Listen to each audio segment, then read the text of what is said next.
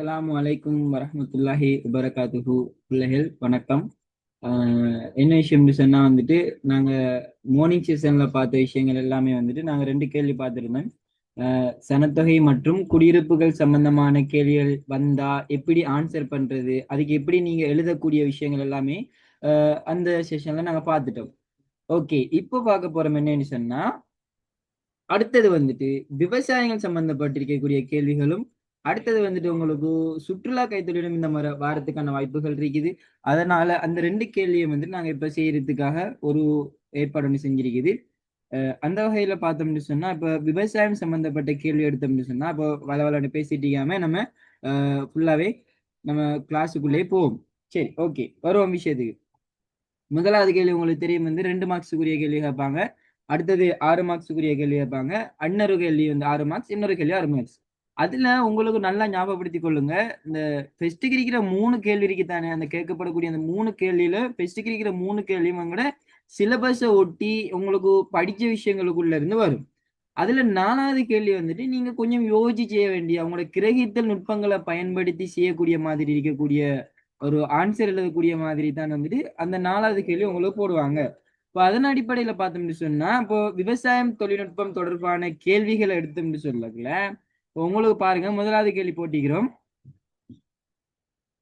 விவசாயத்தில் உணவு உற்பத்தியை அதிகரிப்பதற்காக பிரயோகிக்கப்பட்டு வருகின்ற நவீன தொழில்நுட்ப முறைகளை கொண்டிருக்கும் 2 துறைகள் சரிதானே? அப்ப நவீன தொழில்நுட்ப முறைகளை கொண்டிருக்கக்கூடிய 2 துறைகள் என்ன அப்படின்னு சொல்லி கேட்கிறாங்க.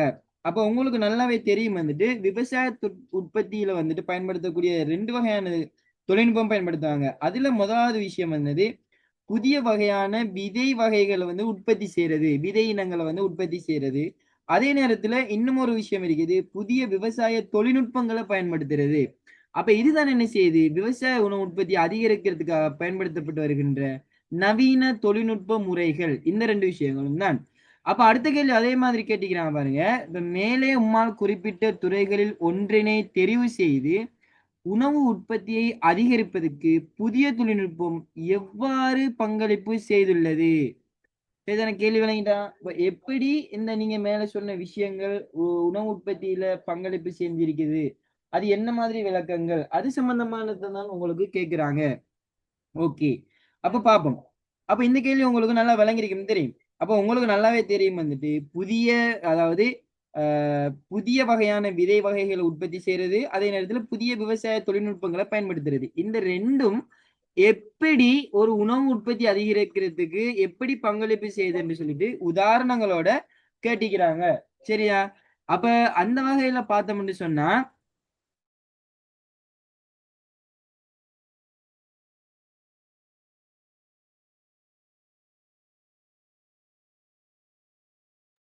ஓகே, ரைட், பாப்போம். சரி புள்ளி, அப்ப உங்களுக்கு கேள்வி விளங்கிட்டிருக்கும்னு நினைக்கிறேன். அப்ப அந்த கேள்வியை வச்சுட்டு நான் பார்ப்போம். இப்ப அடுத்தது வந்துட்டு, அப்ப இந்த கேள்விக்கு நாங்க எப்படி எழுத போறோம், அப்ப நீங்க இந்த குறிப்பிட்ட இந்த 2 விடையையும் வச்சுட்டு நீங்க என்ன மாதிரி எழுத போறீங்க. அப்ப பார்த்தோம்னு சொன்னா, அதிக வினைத்திறன் கொண்ட புதிய வகை விதை இனங்களை உற்பத்தி செய்யறது, அதே நேரத்துல வந்து புதிய விவசாய தொழில்நுட்பத்தை பயன்படுத்துற இந்த 2ம் வந்துட்டு உலகளாவிய ரீதியில உணவு உற்பத்தி அதிகரிக்கிறதுல பங்களிப்பு செய்யறதை நாங்க பார்க்கலாம். அந்த வகையில பார்த்தோம்னு சொன்னா, பசுமை புரட்சி, அதே நேரத்துல வந்துட்டு இப்போ ஆஹ் மரபணு தொழில்நுட்பம், இது எல்லாத்தையும் பார்த்தோம்னு சொன்னா, ஒரு இந்த இந்த செட்டப்புக்குள்ள வரக்கூடிய ஒரு விஷயமா இருக்குது. அதாவது 1960ல நோமன் பொலக்னால என்ன செய்யறான்னு சொன்னா, இந்த பசுமை புரட்சி உருவாக்கப்படுது. அதுல IR8 சொல்லக்கூடிய அந்த அதிக விளைச்சல் தரக்கூடிய நெல், அதே நேரத்துல குறுனி கோதுமை அப்படின்னு சொல்லக்கூடிய ஒரு விதையை நம்ம என்ன செய்யறாங்க, மரபணு ரீதியாக மேம்படுத்தப்பட்ட விதை உணவுகளா உற்பத்தி செய்யறாங்க. இது ஒரு விஷயம். இப்போ உதாரணத்துக்கு பார்த்தோம்னு சொன்னா, ஆசியா நாடுகளில் ஏற்பட்ட அந்த பஞ்சத்தை தடுக்கிறதுக்காக வேண்டியும், அதே நேரத்துல இந்தியா, பிலிப்பைன்ஸ் போன்ற நாடுகள்ல வந்துட்டு நெல் கோதுமை உற்பத்தியில தன்னிறைவை அடையிற நோக்கத்துக்காகவும் என்ன செய்யறாங்க, இந்த வகையான விதை இனங்களை உற்பத்தி செய்யறாங்க. இது வந்துட்டு அந்த துரித உணவுல அதே நேரத்துல உணவு உற்பத்தி அதிகரிக்கிறதுல வந்துட்டு மிகவும் ஒரு செல்வாக்கு செலுத்தக்கூடிய, ஒரு பங்களிப்பு செய்யக்கூடிய ஒரு காரணியாக நாங்க சொல்லலாம். அப்ப இது ஒரு விஷயம்.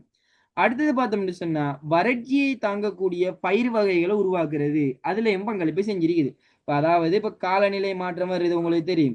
அதனால உருவாக்கக்கூடிய இந்த நீர் வறட்சியை தாங்கி வளரக்கூடிய மரபணு ரீதியாக மேம்படுத்தப்பட்ட அந்த சோள உற்பத்தி, அதே நேரத்துல தானிய விதை உற்பத்திகள் வந்து செய்யப்படுறத பார்க்கலாம். இப்போ உதாரணத்துக்கு ஆப்பிரிக்கா, அதே நேரத்துல வந்துட்டு தெற்காசியா வறட்சி பிராந்தியத்துல பார்த்தோம்னு சொன்னா மழை வீழ்ச்சி மிக குறைவாக இருக்கிற அந்த காலத்திலையும் 20% இருந்துட்டு 35% வரைக்குமான கூடுதல் விளைச்சலை வந்து உறுதி செய்யப்பட்டிருக்கிறத நாங்க பார்க்கலாம்.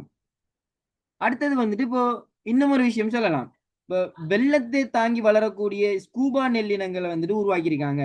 அதாவது வந்துட்டு வெள்ளப்பெருக்கெல்லாம் ஏற்படக்கூடிய அந்த 2 வாரங்களுக்கு மேல வந்துட்டு அந்த அந்த பயிர்கள் வந்துட்டு மூழ்கினாலும் அழுகி போகாம வளரக்கூடிய மாதிரி என்ன செய்றாங்க, SUB 1 என்று சொல்லக்கூடிய அந்த மரபணு சேர்க்கப்பட்ட ஒரு நெல் விதை இனங்களை உருவாக்கி இருக்கிறாங்க. அதாவது பங்களாதேஷ், அதே நேரத்துல இந்தியாவில் அந்த வெள்ளப்பெருக்கு ஏற்பட்ட அந்த தாழ்நில பகுதிகளில் நெற்பயிர்கள் அழியறத வந்து தடுத்து என்ன செஞ்சிருக்காங்கன்னு சொன்னா லட்சக்கணக்கான கிட்டத்தட்ட டன் கணக்குல என்ன செய்யறாங்க, இந்த வகையான நெல் இனங்களை வந்துட்டு உற்பத்தி செய்யறாங்க. அதுலதான் ஒரு வகையான நெல் இனத்துல தான் இப்போ நீங்க இலங்கையில பயன்படுத்தக்கூடிய நெல் கருடா அப்படின்னு சொல்லி ஒரு அரிசி பயன்படுத்துவீங்க. அதே நேரத்துல அந்த பால் பொன்னி அப்படின்னு சொல்லிட்டு அரிசி எல்லாம் பயன்படுத்துறீங்களே, அது எல்லாமே இப்படி மரபணு ரீதியாக உருவாக்கப்பட்ட இந்த நெல்லினங்களை நாங்க சொல்லலாம். அடுத்தது வந்துட்டு இந்த பூச்சி எதிர்ப்பு திறன் கொண்ட விதை இனங்கள் உருவாக்கப்படுது. அதாவது பார்த்தோம்னு சொன்னா வந்துட்டு இப்போ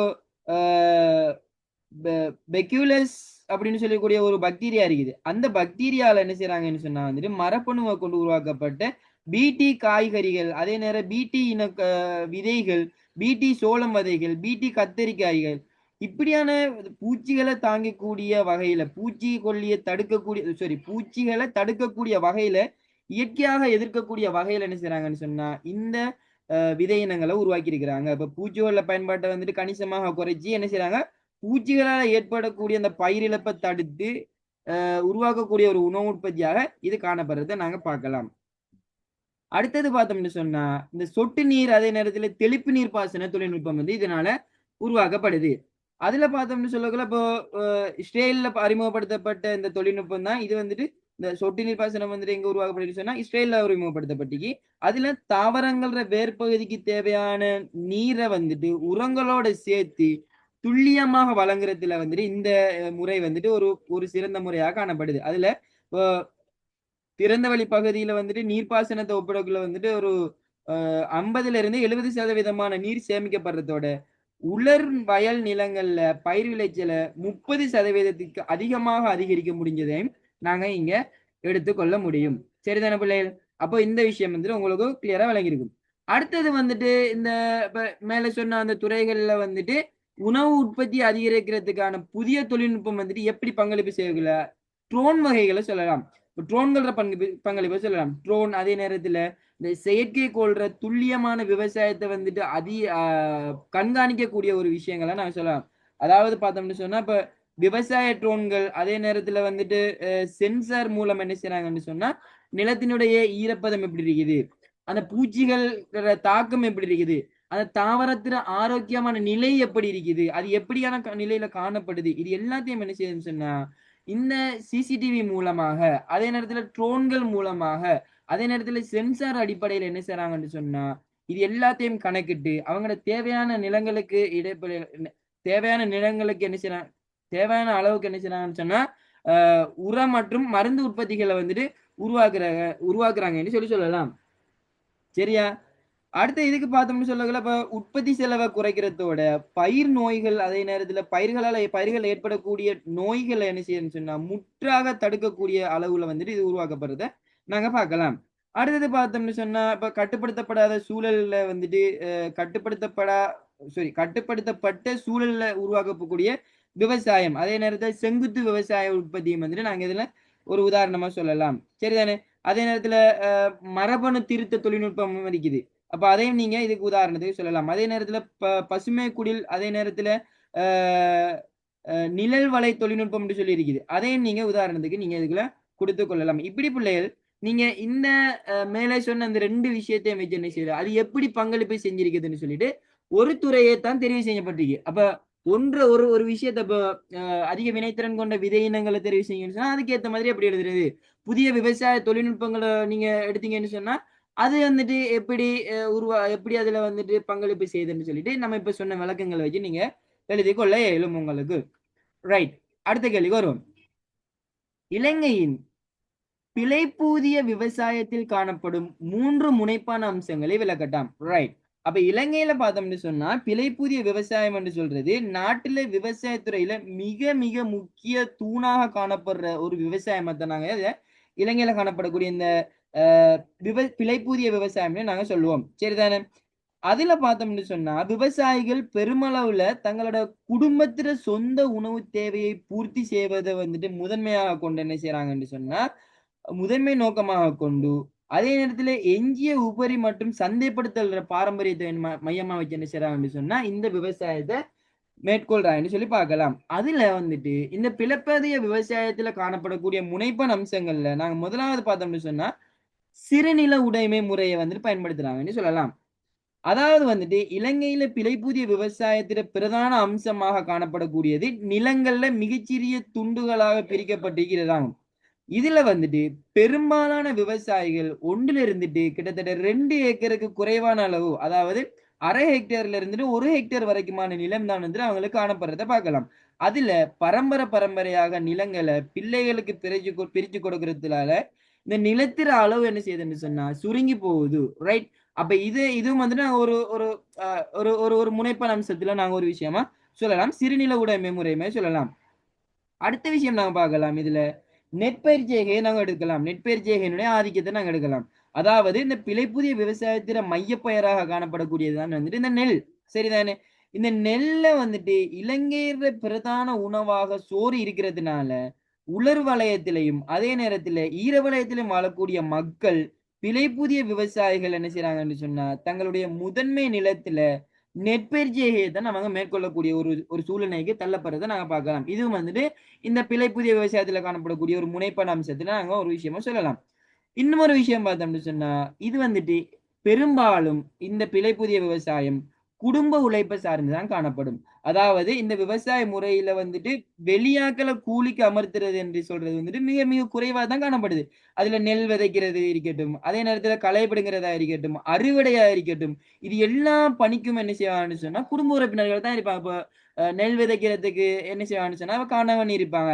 அதே நேரத்துல பிள்ளைகள் அவங்களோட சேர்ந்திருப்பாங்க. அறுவடைக்கு அவங்க பிள்ளை, மனைவி, அவங்களோட குடும்ப உறவினர்கள் இப்படியான விஷயங்கள் என்ன செய்வாங்கன்னு சொன்னா இருப்பாங்க. களை பிடுங்கிறதுக்கு அவங்களோட பிள்ளைகளை வச்சு அவங்களை வச்சு செய்வாங்க. இப்படி என்ன செய்வாங்கன்னு சொன்னா அந்த குடும்ப உறுப்பினர்களை சார்ந்துதான் இந்த இலங்கையினுடைய பிழைப்புதிய விவசாயம் காணப்படுறத பார்க்கலாம். இப்போ உழைப்பு தான் நாங்க பிரதானமாக பயன்படுத்தப்படுறத பார்க்குது. அதாவது நடுகை, அதே நேரத்துல அறுவடை காலங்கள்ல வந்துட்டு கிராம மக்கள் இருக்காங்க தானே அவங்க ஒருவருக்கொருவர் வந்துட்டு இந்த விவசாய முறையில உதவக்கூடிய முறையிலையும் வந்துட்டு காணப்படுறதையும் நாங்க பார்த்து கொள்ளலாம். இதுல நாங்க உங்களுக்கு தெரியும் ஹிஸ்டரியில எல்லாம் படிச்சிருப்பீங்க அந்த அத்தம கைமாற்று உழைப்பு முறை இப்படின்னு சொல்லலாம் நீங்க படிச்சிருப்பீங்க. அப்போ அதுதான் வந்துட்டு இந்த ஒரு விவசாய முறையில ஒரு முனைப்பான அம்சமா காணப்படுறத பார்க்கலாம். இதை தாண்டி வந்து அடுத்த விஷயங்கள்ல வந்துட்டு இப்போ இந்த விவசாயத்துல வந்துட்டு அடுத்த விஷயம் சொல்லலாம் மழையையும் நீர்ப்பாசனத்தை நம்பி இருக்கக்கூடிய ஒரு முறை வந்துட்டு இங்க இருக்குது. அதாவது விவசாய உற்பத்தியில முழுமையாக இயற்கை காலனியை தான் வந்துட்டு நம்பி இருக்கிறத பார்க்கலாம். இப்ப ஈரவலயத்தை எடுத்தோம்னு சொன்னா தென்மேற்கு பருவப்பயிற்சி மழையை தான் வந்துட்டு அந்த விவசாயிகள் நம்பி இருப்பாங்க. அப்ப தென்மேற்கு பருவப்பயிற்சி மழை பெய்ஞ்சாதான் அவங்களுக்குரிய விவசாயம் இருக்கும். அந்த மேல இருந்து செப்டம்பர் வரைக்குமான அந்த காலப்பகுதியில அவங்களுடைய விவசாயம் வந்துட்டு அவங்களுக்கு விவசாயத்துக்கான நீர்ப்பாசனங்கள் நீர் தேவைகள் வந்துட்டு நிறைவேறக்கூடிய மாதிரி இருக்கிறத பார்க்கலாம். அதே நேரத்துல உலர் வலயத்தை எடுத்தோம்னு சொன்னா இந்த வடகிழக்கு பருவப்பயிற்சி மலை, அதே நேரத்துல கிராமத்துல காணப்படக்கூடிய இந்த குளங்கள், ரைட், அதே நேரத்துல சிறிய கால்வாய்கள் இதெல்லாம் தான் வந்து என்ன செய்றாங்க அவங்க நம்பி அந்த பயிற்சியை மேற்கொள்ள வேண்டிய ஒரு சூழ்நிலைக்கு இருக்கிறாங்க. இதனால வறட்சி, அதே நேரத்துல அதிக மழை காலங்கள்ல பயிர்கள் வந்துட்டு கடுமையாக பாதிக்கப்படுற ஒரு நிலைமையும் இந்த பிழைப்புதிய விவசாயத்துல காணப்படக்கூடிய ஒரு முனைப்பான அம்சத்துக்குள்ள ஒரு விஷயமா நாங்க எடுத்துக்கொள்ள முடியும். அடுத்தது பார்த்தோம்னு சொன்னா அந்த போக அடிப்படையிலான பயிற்சியை செய்யறது உங்களுக்கு தெரியும் வந்துட்டு இப்ப இலங்கையில பிழைப்புதிய விவசாயத்துல பருவப்பயிற்சி மலை அடிப்படையாகத்தான் வந்துட்டு இந்த விவசாயம் நடக்கிறத நாங்க சொன்னோம் ஏற்கனவே. அதுல உங்களுக்கு தெரியும் வந்துட்டு 2 வகையான போகம் இருக்குது. மகாபோகம், ஞாலபோகம்னு சொல்லி ஒன்று இருக்குது. இப்ப மகாபோகம்னு சொல்லக்குள்ள வந்துட்டு செப்டம்பர்ல இருந்துட்டு மார்ச் வரைக்குமான அந்த வடகிழக்கு பருவப்பயிற்சி இருக்குதானே அதுல வந்து உருவாக்கக்கூடிய பயிர் நிலங்கள்ல வந்துட்டு உருவாகிறத பார்க்கலாம். இதுதான் அதிகமான உற்பத்திகள் கிடைக்கக்கூடிய காலம். அதை வந்துட்டு மகாபோகம்னு சொல்லுவோம். யானபோகம்னு சொல்றது வந்துட்டு மேல இருந்துட்டு ஆகஸ்ட் வரைக்குமான அந்த காலப்பகுதியில தென்மேல் பருவக்காற்று வந்துட்டு தென்மேல் பருவ பயிற்சி மழையை வந்துட்டு நம்பி இருக்கக்கூடியது. இது வந்துட்டு இப்போ மகாபோகத்தை ஒப்பிட்டக்குள்ள வந்துட்டு அதை ஒப்பிட்ட அளவுல இது வந்துட்டு ஒரு குறைந்த அளவான உற்பத்தியாக தான் காணப்படுறத நாங்க பார்த்து கொள்ளலாம். ரைட். அடுத்தது பார்த்தோம்னு சொன்னா கலப்பு பரிச்சைகை அதே நேரத்துல வீட்டு தோட்டம் வந்துட்டு இதுல காணப்படுது. அதாவது நெற்செய்கைக்கு மேலதிகமாக விவசாயிகள் என்ன செய்யறாங்கன்னு சொன்னா தங்களுடைய தேவைக்கான பல்வகையான பயிர்களை உருவாக்கி கொண்டிருக்கின்றார்கள் என்று சொல்லி நாம சொல்லலாம். அதுல உப உணவுகள்னு சொல்றது, அதே நேரத்துல இந்த கண்டி வீட்டு தோட்டங்கள் தானே அந்த இது இப்ப உப உணவுகள்னு சொல்லக்குள்ள இப்ப குரக்கன் பயிர்கள் செய்வாங்க, சோளம் செய்வாங்க, வற்றாலை செய்வாங்க, மணிப்பயிர்கள் செய்வாங்க, உளுந்து செய்வாங்க. அதே நேரத்துல கண்டி வீட்டு தோட்டத்துல வந்துட்டு இப்ப தென்னை செய்வாங்க, பலா, பாக்கு, மிளகு, வாழை, அதே நேரத்துல நிறைய வகையான காய்கறிகள் இது எல்லாமே அங்க செய்யக்கூடிய மாதிரி இருக்குது. இது எல்லாமே பிழைப்புதிய விவசாயத்துல காணப்படக்கூடிய இன்னும் ஒரு முனைப்பான அம்சங்களாக நாங்க எடுத்துக்கொள்ள முடியும். அடுத்தது பாரம்பரிய முறை அதே நேரத்துல நவீன தொழில்நுட்பத்துல வந்துட்டு காணப்படக்கூடிய ஒரு அம்சங்களை நாங்க எடுத்துக்கொள்ளலாம். அதாவது பாரம்பரியமாக வந்துட்டு என்ன செய்வாங்கன்னு சொன்னா ஏர் உழுவாங்க, மாடுகளை பயன்படுத்துவாங்க. அதே நேரத்துல கதிர்களை வெட்டுறதுக்காக வேண்டி அரிவாட்களை பயன்படுத்துவாங்க. இது போன்ற விஷயங்கள் காணப்பட்டாலும் இந்த காலத்துல எடுத்தோம்னு சொன்னா கை உழவு இயந்திரங்கள் தானே அவங்க அதையும் பயன்படுத்துறாங்க. சிறு அறுவடை இயந்திரங்களையும் பயன்படுத்துறாங்க. வீரியமிக்க இரசான உரங்களை பயன்படுத்துறாங்க. கிருமி நாசினிகளையும் பயன்படுத்துறாங்க. இது எல்லாமே பாரம்பரியமும் நவீனமும் கலந்த ஒரு ஒரு ஒரு கூட்டு சூழலை வந்துட்டு உருவாகிறத நாங்க இந்த புதிய விவசாயத்துல வந்துட்டு நாங்க பார்க்கக்கூடிய மாதிரி இருக்குது. அடுத்த பார்த்தோம்னு சொன்னா அந்த குறைந்த உபரி உற்பத்தி முறை சந்தைப்படுத்தல் வந்துட்டு சொல்லலாம் குறைந்த அளவு. அதாவது உற்பத்தி செய்யப்படக்கூடிய அந்த தானியங்கள் அதே நேரத்துல அந்த காய்கறிகள் என்ன செய்யுது பெரும்பாலான விடயம் வந்துட்டு பெரும்பாலான அளவு என்ன செய்யறாங்கன்னு சொன்னா குடும்ப நுகர்வுக்கு தான் பயன்படுத்தப்படுது. மிச்ச மீதி எல்லாமே என்ன செய்யறாங்கன்னு சொன்னா ஒரு சிறிய பகுதியில இந்த சூப்பர் மார்க்கெட்டுகளுக்கு அதே நேரத்துல உள்ளூர் சந்தையில ஏற்படுற அந்த பொலன்னு சொல்லுவாங்க வாராந்த சந்தைன்னு சொல்லி அதுல என்ன செய்யறாங்கன்னு சொன்னா இடைத்தரகர்கள் மூலமாக என்ன இது விற்கப்படுறதை நாங்க பார்க்கலாம். அதே நேரத்துல குறைவான மூலதனம் கடன் சுமை காணப்படுறத பார்க்கலாம் இதுல. அதே நேரத்துல சேனை பயிற்சி செய்கிற எச்சங்கள் வந்துட்டு இதுல காணப்படுறத பார்க்கலாம். குறிப்பா உலர்வலய பகுதியில அதாவது அனுராதபுரம், பொலனறுவை, அம்பாறை, மொனராகுலை பகுதியில வந்துட்டு பிழைப்புதிய விவசாயத்துல ஒரு அங்கமாகத்தான் இந்த பழமையான இந்த சேனை பயிற்சிகை காணப்படுது. இன்றுக்கும் வந்துட்டு சில இடங்கள்ல இது காணப்படுறத பார்க்கலாம். காடுகளை வெட்டி அதை எரிச்சு மழையை நம்பி உப உணவு பயிர்களை வந்துட்டு உற்பத்தி செய்வாங்க. அதுல தானியங்கள், காய்கறிகள் இப்படியான விஷயங்களை வந்துட்டு உற்பத்தி செய்யறத நாங்க பார்த்து கொள்ளலாம். ஓகே பிள்ளைகள், அப்ப இது வந்துட்டு உங்களுக்கு கிளியரா நீங்க இப்ப 3வது கேள்விக்கு நம்ம இப்ப சொன்ன விஷயங்கள்ல ஏதாவது ஒரு 3 விஷயத்தை நீங்க எடுத்து என்ன செய்ய போறீங்க அதுக்குரிய விளக்கங்களை நீங்க எழுதி கொள்ள போறீங்க. அப்ப இதுதான் பிள்ளைகள் அந்த ஹியூமன் ஜியோகிராபின்னு சொல்றது பெருசா கஷ்டம் ஒன்றும் இல்ல. இப்படியான சில சில விஷயங்களை நீங்க பேசிக்கா உங்களோட ஐடியாக்களை வச்சு உங்களுக்கு தோன்ற விஷயங்களை வச்சு நீங்க நாளாந்த அடிப்படையில நாளாந்த செயற்பாட்டு அடிப்படையில நாளாந்த நீங்க பார்க்கக்கூடிய விஷயங்களை வச்சு என்ன செய்யறது அந்த விடைகளை நீங்க எழுதி கொள்றது. அந்த விடை எழுதுறத நீங்க ஒரு ஒழுங்குமுறை அடிப்படையில ஒரு ஒழுங்கான அடிப்படையில ஒரு கட்டமைப்பு அடிப்படையில என்ன செய்ய போறீங்கன்னு சொன்னா அந்த விடையை நீங்க எழுதக்குள்ள அந்த விடை பூரணப்படுத்தப்படுது. அதே நேரத்துல உங்களுக்கு அந்த விடைக்குரிய பூரணமான மார்க்ஸ் பூரணமான புள்ளிகளும் அதுல வழங்கப்படுறதை நாங்க பார்க்கலாம். ரைட். அடுத்த கேள்விக்கு போவோம். 4வது கேள்வி பாருங்க. இலங்கையின் நெல்லை சந்தைப்படுத்துவதில் ஏற்படக்கூடிய பிரச்சனைகளை தீர்ப்பதற்கான 3 நடவடிக்கைகளை கலந்துரையாடுக. ரைட். அப்போ இலங்கையில பார்த்தோம்னு சொன்னா இந்த நெற்செய்கை என்று சொல்றது கிராமிய பொருளாதாரத்துல ஒரு முதுகெலும் என்றுதான் சொல்லலாம். இப்ப முதுகெலும்பா காணப்பட்டாலும் அறுவடைக்கு பின்னுக்கு பார்த்தோம்னு சொன்னா நெல்லை சந்தைப்படுத்துறதுல விவசாயிகள் பல்வேறு வகையில பொருளாதாரம் அதே நேரத்துல கட்டமைப்பு ரீதியில வந்துட்டு நிறைய சவால்களை சந்திக்கிறாங்க. இந்த பிரச்சனைக்கு தீர்வு காண்றதுக்காக வேண்டி என்ன செய்யறாங்கன்னு சொன்னா விவசாயிகளோட வருமானத்தை உறுதி செய்து நுகர்வோருக்கு நியாயமான விலையில அரிசினை பெற்றுக்கொள்றதுக்காக வேண்டி சில சில நடவடிக்கைகள் சில நடவடிக்கைகள் இருக்கிறதையும் நாங்க பார்க்கலாம்.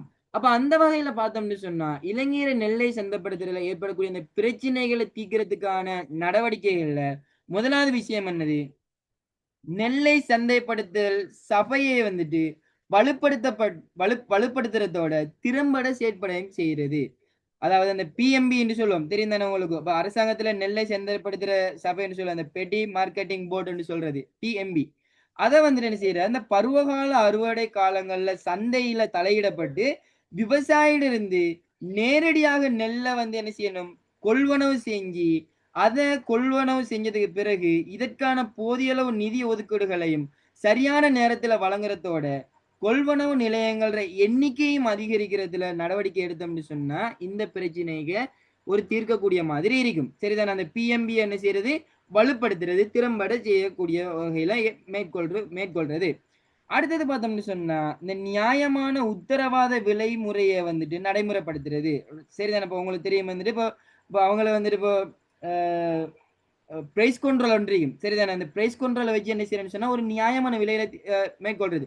அதாவது இந்த விவசாய உற்பத்தியில செலவை பார்த்துட்டு என்ன செய்யணும்னு சொன்னா அவங்களுக்கு போதிய அளவான இலாபம் கிடைக்கிற வகையில பருவகால அறுவடைக்கு முன்னுக்கு என்ன செய்யணும், நெல்லுக்கான குறைந்தபட்ச உத்தரவாத விலையை தீர்மானிச்சு அறவிட வேணும். சரிதானே? அதுக்கு பிறகு என்ன செய்யணும்னு சொன்னா இது தனியார் மில் உரிமையாளர்கள் தன்னிச்சையான விலை வீழ்ச்சியை கட்டுப்படுறதுக்கும் இது உதவியா காணப்படுறதை நாங்க பார்த்துக் கொள்ளலாம். ரைட். அடுத்த விஷயம் பார்த்தோம்னு சொன்னா இந்த இடையில இருக்கக்கூடிய இடைத்தரகர்கள் இருக்காங்க தானே, இந்த இடைத்தரகர்கள் ஆதிக்கத்தை கட்டுப்படுத்தக்கூடிய மாதிரி நாங்க ஏற்பாடுகளை செய்யணும். சரிதானே? அதாவது பார்த்தோம்னு சொன்னா இந்த நெல்ல கொள்வனவுல ஈடுபட்டு காணப்படக்கூடிய அந்த இடைத்தரகர்கள் அதே நேரத்துல பெரிய அளவிலான அரிசி ஆலை உரிமையாளர்கள் என்ன செய்யணும்னு சொன்னா இந்த ஏகபோகத்தை கட்டுப்படுத்தி அதே நேரத்துல வலுவான சட்ட ரீதியான விதிமுறைகள் அதே நேரத்துல விலை கட்டுப்பாடுகள் அமுல்படுத்தப்பட வேண்டும். அதே நேரத்துல விவசாயிகள் நேரடியாக சந்தையை அணுகக்கூடிய முறைகள் என்ன செய்யணும்னு சொன்னா இவங்களுக்காக உருவாக்கப்பட வேண்டும் என்று சொல்லலாம். ரைட். அடுத்த விஷயம் பார்த்தோம்னு சொன்னா இந்த கலைஞர் சாலை அதே நேரத்துல சேமிப்பு வசதிகளை நவீனமயப்படுத்துறது. அதாவது முறையான சேமிப்பு வசதிகள் இல்லாத அறுவடை காலத்துல நெல்லை கொட்டக்குள்ள என்ன செய்யணும்னு சொன்னா விவசாயிகள் குறைந்த விலைக்கு நெல்லை விற்க ஏற்படுது. அதே நேரத்துல பார்த்தோம்னு சொன்னா கிராம மட்டத்துல நவீன வெப்பநிலை அதே நேரத்துல ஈரப்பதனை கட்டுப்படுத்துற அந்த கலைஞர் சாலையை வந்துட்டு அமைக்கிறது. சிற்றுண்டி அதே நேரத்துல சிறுநீர் சேமிப்பு கிடங்குகளை வந்துட்டு பலப்படுத்தக்கூடிய மாதிரி ஏற்பாடுகளையும் அங்க சேரத்தினால இந்த இலங்கையில சந்தையில அதாவது நெல்லை சந்தைப்படுத்தல ஏற்படக்கூடிய அந்த பிரச்சனைகளை தீர்க்கக்கூடிய மாதிரி இருக்கிறத நாங்க பார்த்துக் கொள்ளலாம். ரைட். அடுத்தது பார்த்தோம்னு சொன்னா இந்த விவசாய கூட்டுறவு சங்கங்களை வலுப்படுத்துறது. இப்ப விவசாய கூட்டுறவு சங்கம் பார்த்தோம்ல, இப்ப விவசாயிகள் என்ன செய்வாங்கன்னு சொன்னா தனித்தனியான சந்தை அணுகுறதுக்கு பதிலா விவசாய கூட்டுறவு சங்கங்கள் மூலமாக ஒரு குழுவாக சேர்ந்து இந்த கலெக்டிவ் மார்க்கெட்டிங்னு சொல்லுவோம். அதை என்ன செய்வாங்கன்னு சொன்னா நெல்லை விற்பனை செய்யற முறையை ஊக்குவிக்கிறதுக்காக வேண்டியும் அதே நேரத்துல இதன் மூலமாக கொள்வனவாளர்கள நியாயமான விலையை பேரம் பேசக்கூடிய அந்த சக்தியும் விவசாயிகளுக்கு கிடைக்கக்கூடியதை நாங்க இதன் மூலம் எதிர்பார்க்கக்கூடிய மாதிரி இருக்குது. சரியா? அடுத்த விஷயம் பார்த்தோம்னு சொன்னா அரச மற்றும் கூட்டுறவுத்துறை அரிசி ஆலைகள் அதே நேரத்துல மீளியகையாக்கள் நவீனமயப்படுத்தல வந்துட்டு உருவாக்குறது. அதாவது பார்த்தோம்னு சொன்னா இப்ப செயலிலிருந்து காணப்படக்கூடிய அதே நேரத்துல குறைந்த கொள்ளளவுல இயங்கக்கூடிய அரசாங்க கூட்டுறவு சங்கங்களுக்கு சொந்தமான அரிசி ஆலைகளை என்ன செய்யறது, புனர்நிர்மாணம் செய்யறது. புனர்நிர்மாணம் செஞ்சு நவீன தொழில்நுட்ப வசதியோட இயக்கும் போது இது என்ன செய்யுது, இந்த தனியார் மில் உரிமையாளர்கள் ஆதிக்கத்தை என்ன செய்யுது சமநிலைப்படுத்தக்கூடிய மாதிரி காணப்படுறதை நாங்க பார்த்துக்கொள்ளலாம். இப்படியான விஷயங்கள் செய்யறதுனால இலங்கையில நெல்லை சந்தைப்படுத்துறதுல ஏற்படுற பிரச்சனையை தீர்க்க முடியுமாக இருக்குது. அடுத்த விஷயம் பார்த்தோம்னு சொன்னா நவீன தர நிர்ணய அதே நேரத்துல தரப்படுத்தல் முறையை வந்துட்டு அறிமுகப்படுத்துறது. அதாவது இப்போ நெல்ற ஈரப்பதனை எப்படி இருக்குது, தூய்மையான அரிசியிற தன்மையை வந்துட்டு எப்படி இருக்குது, அதே நேரத்தில் துல்லியமாக கணக்கிடப்படக்கூடிய அந்த அளவு திட்டங்கள் எப்படி இருக்குது, நவீன உபகரணங்கள் எப்படி பாவனை எப்படி இருக்குது, அதே நேரத்துல தரத்திற்கு ஏற்ற நியாயமான விலையை வந்து பெற்றுத்தர முறை எப்படி காணப்படுதுன்னு சொல்லிட்டு இந்த நவீன தர நிர்ணயத்தை வந்துட்டு உறுதிப்படுத்தக்கூடிய மாதிரி ஒரு விஷயத்தை வந்துட்டு உருவாக்குறது. அடுத்தது பார்த்தோம்னு சொன்னா இந்த டிஜிட்டல் தொழில்நுட்பம் அதே நேரத்துல இ மார்க்கெட்டிங்னு சொல்ற இந்த மின் சந்தை இந்த அமைப்புகளை என்ன செய்யுது வலுப்படுத்துறது. இப்ப விவசாயிகள் வந்துட்டு நேரடியா நுகர்வோர் அதே நேரத்துல சிறிய உரிமையாளர்கள் அரசு நிறுவனங்களோட தொடர்பு கொள்ளக்கூடிய அந்த மொபைல் ஆப்புகள் ரீதானே நிறைய நிறைய போன்ல நிறைய ஆப்கள் தான் இருக்குது. அப்ப அந்த மாதிரியான ஆப்கள் என்ன செய்யுது டிஜிட்டல் சந்தை தளங்களாக என்ன செய்யுது அறிமுகப்படுத்துறது. இது வந்துட்டு சந்தையை பற்றிய உண்மையான தகவலையும் அதே நேரத்துல இப்போ அப்டேட் ஆகக்கூடிய அந்த அண்டை அப்டேட் ஆகக்கூடிய அந்த விலை நிர்ணயத்தை என்ன செய்யுது எல்லாருக்கும் உடனுக்குடன் அறிய தரக்கூடிய மாதிரியும் இது இருக்கிறத பார்த்து கொள்ளலாம்.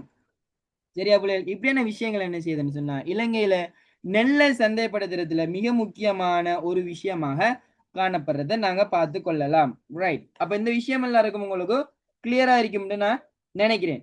சரி, ஓகே. இப்ப அடுத்த கேள்விக்கு இப்ப இலங்கையில விவசாய நடவடிக்கை சம்பந்தமான விளக்கங்கள் வந்துட்டு உங்களுக்கு பூரணமா கிளியரா இருக்கும்னு நினைக்கிறேன். அப்போ அது சம்பந்தப்பட்டு தான் வரப்போகுது பிள்ளைகள். இப்போ இதை தாண்டி வந்துட்டு பசுமை புரட்சி என்றால் என்ன, பசுமை புரட்சி தொடர்பான விளக்கங்கள், அதே நேரத்துல சேதன விவசாயம் தொடர்பான விளக்கங்கள், அதே நேரத்துல மரபணு தொழில்நுட்பம் தொடர்பான விளக்கங்கள் வந்துட்டு இதுக்குள்ள மாறி மாறி வந்துட்டு இருக்குது. அது தொடர்பான கேள்விகளும் உங்களுக்கு வாரத்துக்கான வாய்ப்புகள் இருக்குது பிள்ளைகள். கொஞ்சம் கவனமா அந்த விஷயங்களை கொஞ்சம் படிச்சு கொள்ளுங்க.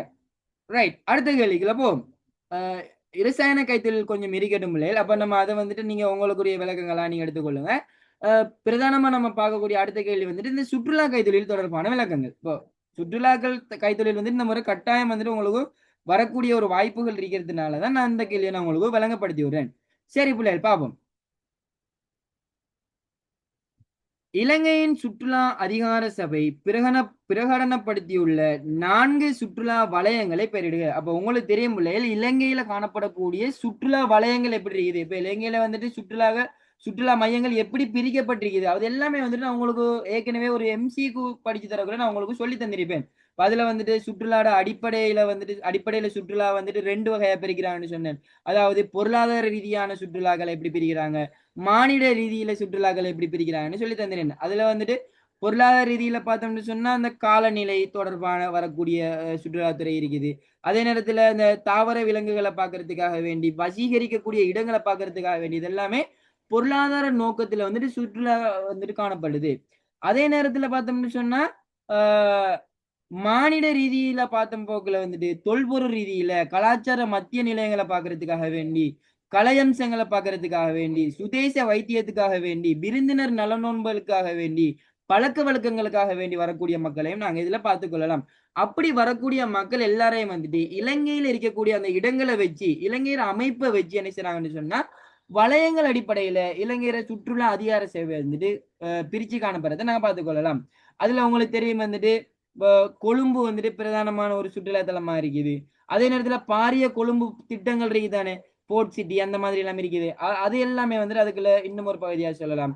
அதே நேரத்துல இந்த தென்கரையோர பகுதி உணவட்டுன்னு, அதே மாதிரி காலி, இப்படியான விஷயங்கள் எல்லாமே வந்துட்டு தென்கரையோரத்துல பார்க்கலாம். அதே நேரத்துல கிழக்கு கரையோரத்துல இருக்கக்கூடிய அந்த அரகம்பே, பாசிக்குடா, இப்படியான மார்பிள் பீச், இது எல்லாமே வந்துட்டு ட்ரிங்கோ ஹார்பர், இப்படியான விஷயங்கள் எல்லாமே வந்துட்டு நாங்க கிழக்கு கடற்கரை ஓரத்தில் இருக்கக்கூடியதை பார்க்கலாம். அதே நேரத்துல உயர் நீளத்துல காணப்படக்கூடிய அந்த ஹட்டன், அதே நேரத்துல இந்த இது ஹட்டன், அதே நேரத்துல இந்த ஹந்தான, இப்படியான விஷயங்கள், அந்த கண்டியில இருக்கக்கூடிய பாரம்பரிய விஷயங்கள், இது தொடர்பான விளக்கங்களை பார்க்கறதுக்காக வேண்டி உயர்நிலத்துல வராங்க.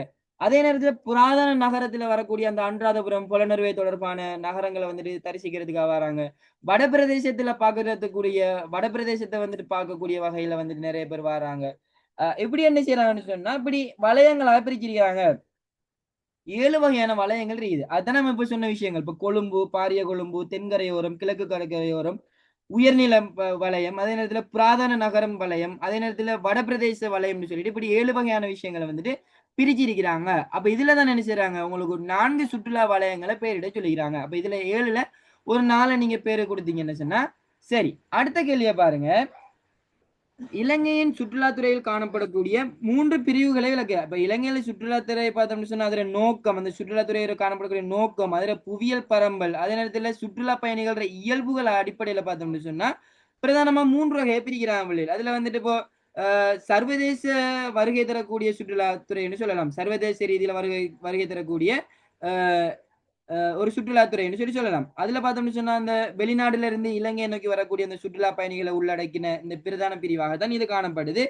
அது வந்துட்டு நாட்டினுடைய இந்த பிரதானமா அந்நிய செலாவணியை தீர்மானிக்கக்கூடிய, அந்நிய செலவாணி வருவாயை வந்துட்டு அதிகரிக்கக்கூடிய ஒரு மிக முக்கியமான ஒரு பொருளாதாரத்திலே வந்துட்டு இதுல முக்கியத்துவம் வகிக்கிறதே நாங்க பார்க்கலாம். இதுல நோக்கத்தை பார்த்தோம்னு சொன்னா இப்போ பொழுதுபோக்கு சொல்லலாம். அதே நேரத்துல கலாச்சார அனுபவங்கள் சொல்லலாம். அதே நேரத்துல இந்த கடற்கரை சுற்றுலா தலங்களை வந்துட்டு விரிவுபடுத்துறது சம்பந்தமா சொல்லலாம். அதே நேரத்துல இந்த வனவிலங்கு சரணாலயங்களை பார்வையிடுறது, அதே நேரத்துல ஆயுர்வேத சிகிச்சை, இது ஸ்பாக்கள், இது தொடர்பான விடயங்களுக்கு வருகை தரத்தையும் நாங்க முதலாவது விஷயத்தை நான் சொல்லலாம். என்னது, இந்த சர்வதேச ரீதியில வரக்கூடிய சுற்றுலாத்துறையில சொல்லலாம். இதுல பிரதானமா எங்கெல்லாம் வருவான்னு சொன்னா அந்த தெற்கு கிழக்கு கடற்கரை ஒரு பகுதியில் இருக்கக்கூடிய இந்த பாசிக்குடா, பேர்வலை, அதே நேரத்துல அருகம்பை, அதே நேரத்துல நுவரெலியா, மத்திய மலைநாட்டில் இருக்கக்கூடிய நுவரெலியா, எல்லை போன்ற பிரதேசங்கள்ல, அதே நேரத்துல இந்த கலாச்சார முக்கோணியா காணப்படக்கூடிய இந்த சிகிரியா, கண்டி, அனுராதபுரம், இந்த விஷயங்கள்ல வந்து நினைச்சாங்க வாரத்தை பார்க்கலாம்.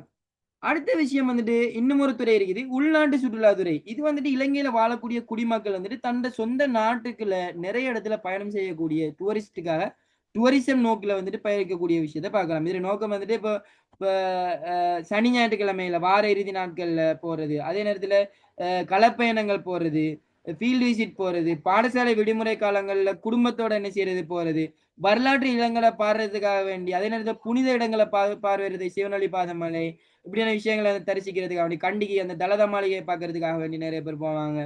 கதிர்காமத்துக்கு போவாங்க. இப்படியான விஷயங்களுக்கு போவாங்க. சிறிதன கதிர்காமம், சிறிபாத சிவனொளி பாதமலை, அதே நேரத்துல புலனுரையை போவாங்க.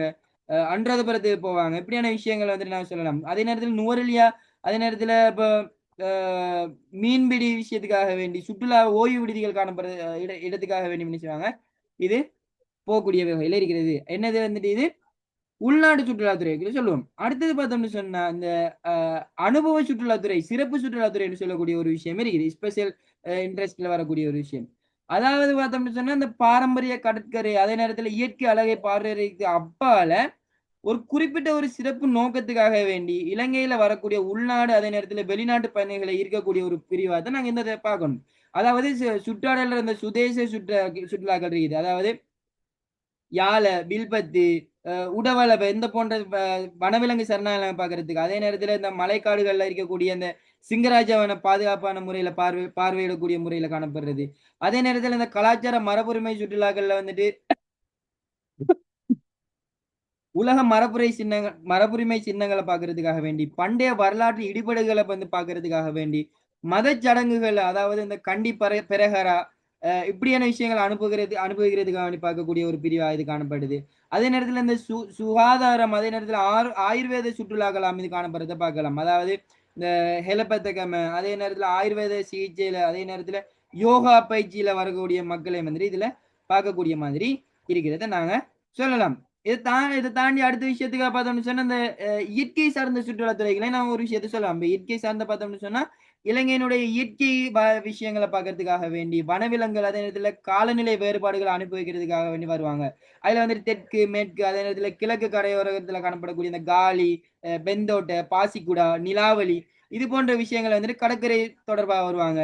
அதே நேரத்துல இந்த வனவிலங்குகளை பார்க்கறதுக்காக வேண்டி யாழ, வில்பத்து, உடவளவ, சிங்கராஜ வன பூங்கா இப்படியான விஷயங்களை வந்துட்டு பார்க்கறதுக்காக வேண்டி வருவாங்க. அதே நேரத்துல மலைநாடுகளை பார்க்கறதுக்காக வேண்டி நுவரெலியா, பண்டரவளை, எல்லை இப்படியான விஷயங்கள் வந்துட்டு அந்த அவங்களோட அந்த கூல் கிளைமேட்டை வந்து பார்க்கறதுக்காக வேண்டி வரக்கூடிய மாதிரியும், அதே நேரத்தில் தேயிலை தோட்டங்களை வந்துட்டு பார்வையிடறதுக்காக வரக்கூடிய மாதிரியும் இருக்கும். அதே நேரத்துல இந்த கலாச்சார மறுபுறமை சுற்றுலாத்துறைகளை ஒரு விஷயத்த பார்த்தோம்னு சொன்னா இலங்கையில கிட்டத்தட்ட ஆயிரக்கணக்கான ஆளுகள் பழமை வாய்ந்த வரலாறு இருக்குது. அதுல வந்துட்டு இந்த கட்டடக்கலை, அதே நேரத்துல ஆன்மீக பாரம்பரியங்களை பார்க்கறதுக்காக வேண்டி இந்த கலாச்சார முக்கோண பகுதியிலான அனுராதபுரம், புலனறுவை, சிகிரியா, தம்புள்ளை, கண்டி இப்படியான உலக மரபுரிமை சின்னங்களை வந்து பார்க்கறதுக்காக வருவாங்க. அதே நேரத்துல சமய ரீதியில வரக்கூடிய அந்த ஸ்ரீ தலதா மாளிகை, ஸ்ரீ மகாபோதி, கதிர்காமம், நைனாதீவு, மதவாச்சி இப்படியான விஷயங்களை வந்து தரிசிக்கிறதுக்காக வருவாங்க. அடுத்தது துணிகர நோக்கம், அதாவது சாகச விளையாட்டுகளை பார்க்கறதுக்காக வேண்டி, அனுபவிக்கிறதுக்காக வேண்டி வருவாங்க. இப்போ உடற்பயிற்சி, அதே நேரத்துல வந்துட்டு இப்போ ஒரு சாகச அனுபவங்களை வந்துட்டு பெற்றுக்கொள்றது நோக்குல வருவாங்க. அதுல இப்போ நீர் விளையாட்டுகள் விஷயத்தை சொல்லலாம். அதாவது இந்த கித்துல் கலையில மேற்கொள்ளப்படக்கூடிய அந்த வெள்ள நீர் படகோட்டம்னு சொல்லுவோம். ஒயிட் வாட்டர் ரிஃபைண்டிங்னு சொல்லுவோம். அது ரெஃப்டிங்னு சொல்லுவோம். அந்த விஷயம் ஒண்ணு. அதே நேரத்துல இந்த அருகம்பை அலைச்சறுக்குகள் இருக்குது. அதே நேரத்துல திருகோணமலையில அந்த ஆழ்கடல் ஆழ்கடல் மூழ்கிறது, அந்த டைவிங் பண்ற ஒரு விஷயம் இருக்குது. திமிங்கிலங்கள் பாக்குறது, அதே நேரத்துல டொல்பின் வியூ எல்லாம் இருக்குது ட்ரிங்கோல. அப்ப இதை வந்து பாக்குறதுக்காக வேண்டி வருவாங்க. அதே நேரத்துல ஹைக்கிங்காக வருவாங்க, மலையேற்றத்துக்காக வேண்டி. அதாவது பார்த்தோம்னு சொன்னா அந்த ஹட்டன் சமவெளி, நக்கல்ஸ்ல, அதே நேரத்துல அந்த ஆசீர்வாத மலைகள் இருக்குதுன்னா அது, அதே நேரத்துல வந்துட்டு சிவனொளிபாத மலை இருக்குது, அதுக்காக வேண்டி வருவாங்க. அதே நேரத்துல இப்போ ஹந்தான மலை இருக்குது, அதை வந்துட்டு ஏறுறதுக்காக வேண்டி வருவாங்க. இப்படியான விஷயங்களுக்காக வரக்கூடியதை நாங்க இதுக்குள்ள நாங்க பார்க்கக்கூடிய மாதிரி இருக்குது.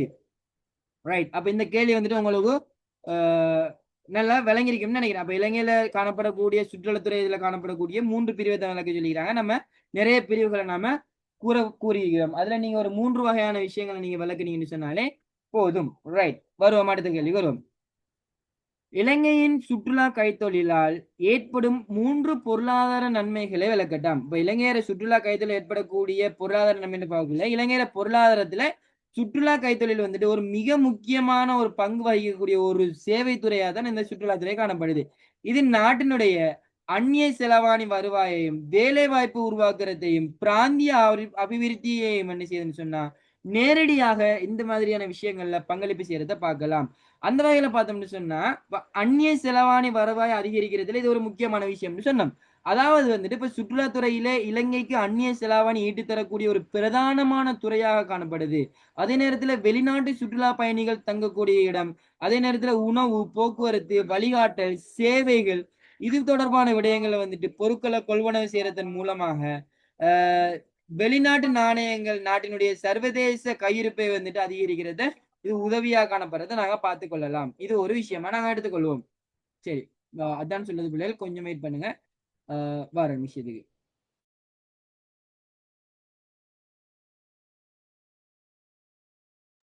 சரி பிள்ளைகள், அப்ப அடுத்த விஷயம் பார்த்தோம்னு சொன்னா இப்போ உங்களுக்கு தெரியும் வந்து நம்ம ஏற்கனவே பார்த்தோம் வந்துட்டு இப்போ இலங்கையில சுற்றுலா கையத்தில் ஏற்படக்கூடிய பொருளாதார நன்மையில முதலாவது விஷயம் வந்துட்டு அந்நிய செலவாணி வருவாய் அதிகரிக்கிறதுன்னு சொல்லி பார்த்திருந்தோம். அடுத்த விஷயம் வந்துட்டு இப்ப நேரடியாகவும் மறைமுகமாகவும் என்ன செய்யுதுன்னு சொன்னா வேலை வாய்ப்புகளை உருவாக்குது. அதாவது இந்த துறையில லட்சக்கணக்கான மக்கள் வந்துட்டு வேலை வாய்ப்பு வழங்குறத பார்க்கலாம். இப்ப நேரடியான வேலை வாய்ப்புன்னு சொல்லி பார்க்கல, இப்ப ஹோட்டல் ஊழியர்கள் வந்துட்டு நிறைய பேர் இருக்கிறாங்க, நிறைய ஹோட்டல்கள் உருவாக்கப்படுது. சுற்றுலா வழிகாட்டிகள்னு சொல்லுவாங்க, டூரிஸ்ட் கைடன்ஸ் வந்துட்டு உருவாகுறாங்க. அதே நேரத்துல வந்துட்டு செஃப்கள் உருவாகுறாங்க. அதே நேரத்துல அந்த பயண முகவர்கள் டிராவல் ஏஜென்ட் சொல்லுவோமே, அவங்க வந்துட்டு எல்லாமே நேரடியான வேலைவாய்ப்புகளை பெற்றுக்கொள்ளக்கூடிய மாதிரி இருக்குது. மறைமுகமான வேலைவாய்ப்புகளை பெறக்கூடிய மாதிரி வந்துட்டு இப்போ கைவினை பொருட்களை தயாரிக்கக்கூடிய மக்களை நாங்கள் சொல்லுவோம். அதே நேரத்துல உள்ளூர் ஓட்டுநர்கள் இந்த பிக்னி, அதே நேரத்துல இப்போ நிறைய விஷயங்கள் இருக்கு தெரியும் தானே இப்போ வந்திருக்கக்கூடியது. எதை நாங்கள் சொல்லுவோம். அதே நேரத்துல விவசாயிகள் டுக்டுக்கெல்லாம் வந்துட்டு இதுக்குள்ள வந்துட்டு விவசாயிகள், மீன்பிடிப்பாளர்கள் இது எல்லாமே வந்துட்டு இப்போ மறைமுகமான வேலை வாய்ப்புகளை பெற்றுக்கொள்ளக்கூடிய மாதிரி இருக்கிறது நாங்கள் பார்த்துக்கொள்ளலாம். அடுத்தது வந்துட்டு இப்போ ஜிடிபி அடிப்படையில பங்களிப்பு, அதாவது மொத்த உள்நாட்டு உற்பத்திக்கான பங்களிப்பு வந்துட்டு இதுல சுற்றுலாத்துறை மூலம் கிடைக்கிறத பார்க்கலாம். அதாவது சுற்றுலாத்துறையில வந்துட்டு நாட்டினுடைய மொத்த உள்நாட்டு உற்பத்தியில குறிப்பிடத்தக்க சதவீதத்தை பங்களிக்கிறது வழங்குறதை நான் பார்க்கலாம். இது வந்துட்டு இப்போ விடுதிகள், அதே நேரத்தில் உணவகங்கள், போக்குவரத்து, பொழுதுபோக்கு துறையில வளர்ச்சி, இது எல்லாத்திலும் வந்து ஒட்டுமொத்தமான ஒரு பொருளாதார வளர்ச்சியை துரிதப்படுத்துறதுக்கு வந்துட்டு ஒரு மிக முக்கியமான ஒரு காரணியா இருக்கிறதை நாங்க பார்க்கலாம். அதே நேரத்துல இந்த உள்ளூர் கைத்தொழில் மற்றும் கைவினை பொருட்களுக்கான ஒரு சந்தை மேற்கொள்கிறத பார்க்குது. அதாவது இளைஞனுடைய அந்த பாரம்பரிய கலை அம்சங்கள், அதே நேரத்தில் சிறு கைத்தொழிலுக்கு சுற்றுலாத்துறையில் ஒரு சிறந்த ஒரு சந்தை வாய்ப்பு வந்துட்டு அமைத்துக்கூடிய ஒரு மிக முக்கியமான ஒரு விஷயமா இருக்குது. இப்போ உதாரணத்துக்கு இந்த அம்பலங்கொடையில செய்யக்கூடிய இந்த முகமுடி கைத்தொழில் சொல்லலாம். அதே போல வந்துட்டு பாடிக் ஆடைகள்னு சொல்லக்கூடியது, அதே போல பித்தளை மரக்கோப்பு, அதே நேரத்துல இரத்தினக்கல் கைத்தொழில், அதே நேரத்துல பெரம்பு கைத்தொழில்கள், அதே நேரத்துல பண ஓலையில பின்னப்படக்கூடிய பொருட்களை செய்யக்கூடிய, அதே நேரத்துல தேங்காய்களை வைத்து செய்யக்கூடிய அந்த தேங்காய் கோம்பைகளை வச்சு செய்யக்கூடிய நிறைய விஷயங்கள் இருக்குது. இது எல்லாம் வந்துட்டு இந்த வெளிநாட்டர்கள் வாங்குறது மூலமா என்ன செய்யுது, உள்ளூர் கைவினைஞர்கள் பொருளாதாரம் வந்து உயரத்தோட நாட்டினுடைய அபிவிருத்திக்கு வந்துட்டு சிறந்த ஒரு பங்களிப்பா இருக்கிறத நான் பார்த்துக்கொள்ளலாம்.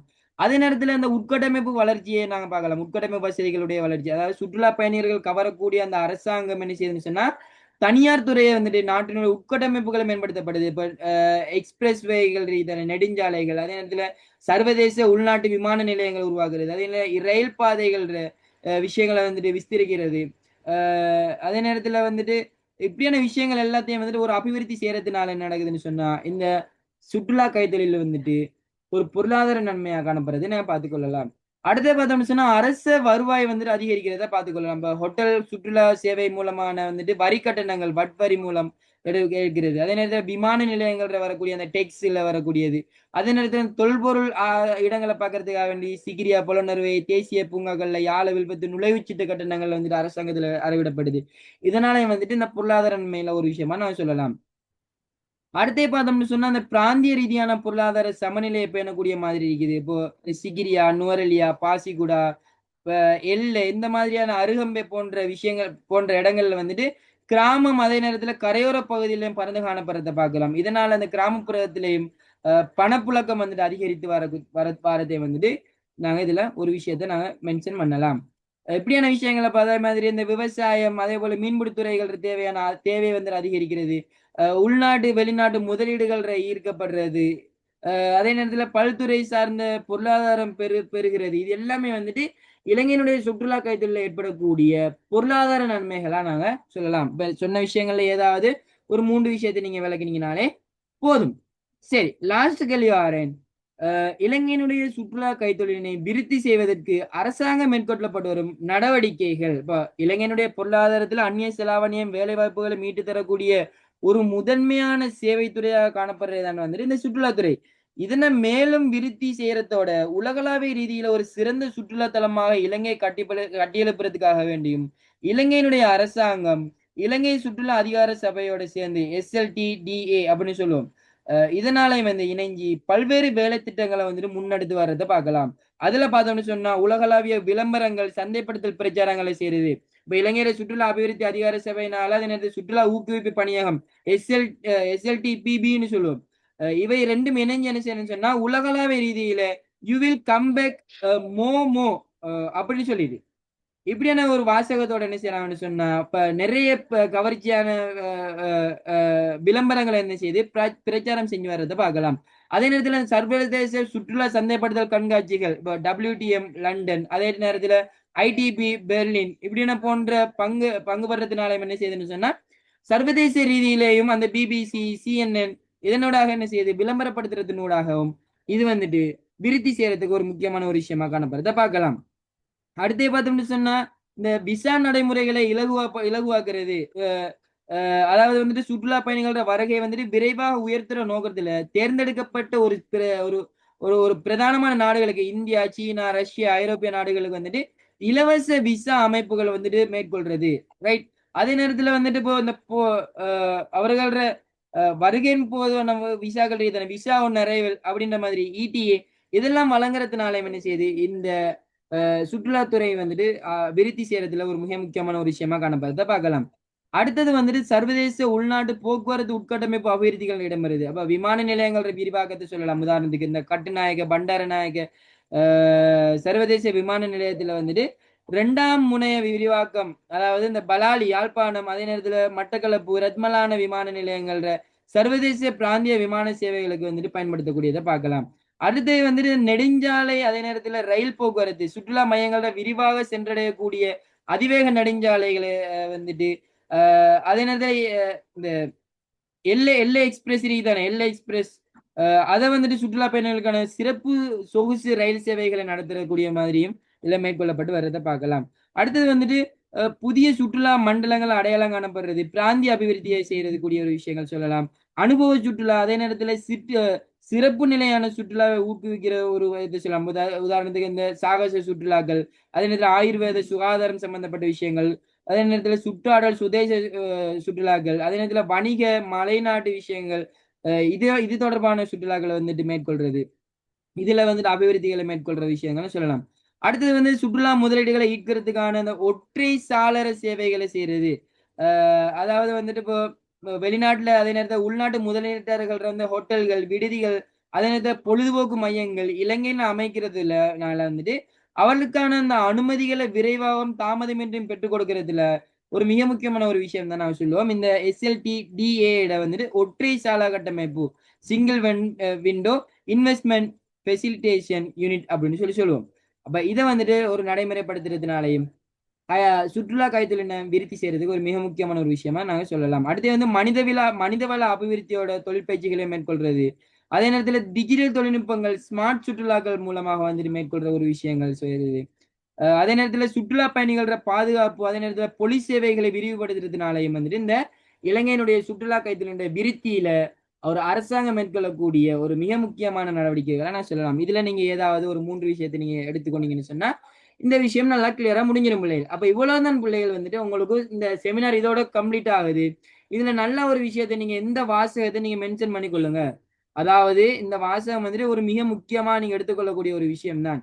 அதாவது எதிர்பார்க்க வினாக்களை மட்டும் நம்பி ஏமாந்து விடாம நீங்க என்ன செய்யணும்னு சொன்னா நீங்க சரளமா எல்லாத்தையும் படிச்சு கொள்ளக்கூடிய மாதிரி இருக்கும். இது வந்துட்டு ஒரு வழிகாட்டல் மட்டும்தான் பிள்ளைகள். இந்த வழிகாட்டல் நூடாக வந்துட்டு நீங்க இதை வச்சுட்டு அடுத்தடுத்த கேள்விகளுக்கு நீங்க தயாராகணும். இதனாலதான் நீங்க நிறைய நன்மைகள் அடைஞ்சு கொள்ளுவீங்க அப்படின்னு சொல்லிட்டு நாங்க எங்களை செஷனை முடிச்சு கொள்றோம்.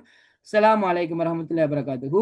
வணக்கம் பிள்ளைகள், நல்லா படிங்க, நல்லா அழகா எக்ஸாம் செய்யுங்க. உங்களை எக்ஸாம் முடிஞ்சு ரிசல்ட்ஸ்ல உங்களை சந்திக்கிறோம். அஸ்ஸலாமு அலைக்கும் வரஹ்மத்துல்லாஹி வபரகாத்துஹு. கான்ஃபிடென்டா இருங்க பிள்ளைகள், எல்லாமே நல்லாவே அமையும். தேங்க்யூ.